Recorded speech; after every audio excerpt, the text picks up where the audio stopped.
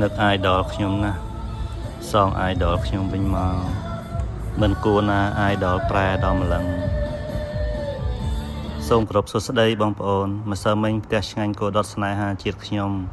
បានទៅធ្វើគោដុតកម្មវិធីមួយជូនអតិថិជនគាត់ឡើងផ្ទះថ្មីនៅបរិយអុកគីដេពោធិ៍ចិនតុងនៅម្ដុំឈូវ៉ាគាត់យកគោដុតផងគាត់យកបុកល្ហុងផងគាត់យកបាយឆាផងស្ទើរតែពេញមួយកម្មវិធី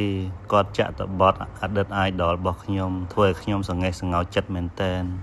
ឃើញអត់បងប្អូនខ្ញុំនិយាយតាំងរដាក់រដប់អួលដើមកមិននឹកស្មានថា idol ខ្ញុំប្រែដល់ម្លឹងវិលត្រឡប់មកវិញមក idol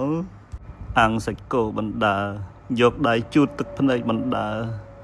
ទឹកភ្នែកហូរធ្លាក់មកមិនឈប់សោះឯចំោះនោះសឺតសតមិនលែង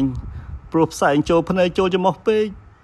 លុះដល់ពេលចប់កម្មវិធីខ្ញុំក៏បានសប្បាយចិត្តឡើងវិញព្រោះនៅពេលដែលខ្ញុំទៅលាប្អូនស្រីនិងស្វាមីរបស់គាត់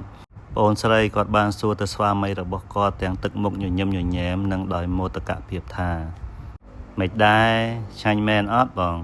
ក្នុងនាមជាចុងភៅគ្មានអីសប្បាយចិត្តនៅពេលដែលភ្ញៀវគាត់ពេញចិត្តនឹងរសជាតិនិងសេវាកម្មរបស់យើងនោះទេភ្ញៀវដែលបានយកសេវាកម្មកោដុតប៉ប៉ែដុតជៀមដុតត្រីដុតរបស់ផ្ទះឆ្ងាញ់គោដុតស្នេហាជាតិដាក់កម្មវិធីរបស់គាត់ពួកគាត់តែងតែលន់មាត់ថារសជាតិឆ្ងាញ់សេវាកម្មល្អហើយធូរថ្លៃទៀតដោយប្អូនស្រីភ្ញៀវម្សិលមិញអញ្ចឹង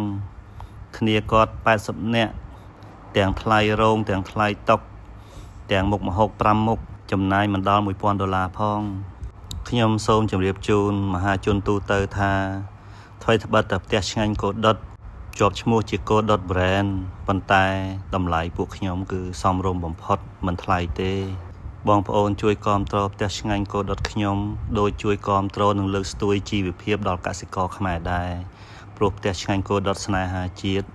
ប្រើតែគោខ្មែរគោស្រែគោស៊ីស្មៅប៉ុណ្ណោះហើយពាក្យនេះឥឡូវត្រូវបានគេយកទៅប្រើគ្រប់គ្នាដោយក្តីគោរពស្រឡាញ់ដ៏ស្មោះស្ម័គ្រអស់ពីដួងចិត្តខ្ញុំបាទផ្ទះឆ្ងាញ់គោដុតសូមអរគុណសូមគោរពជម្រាបលា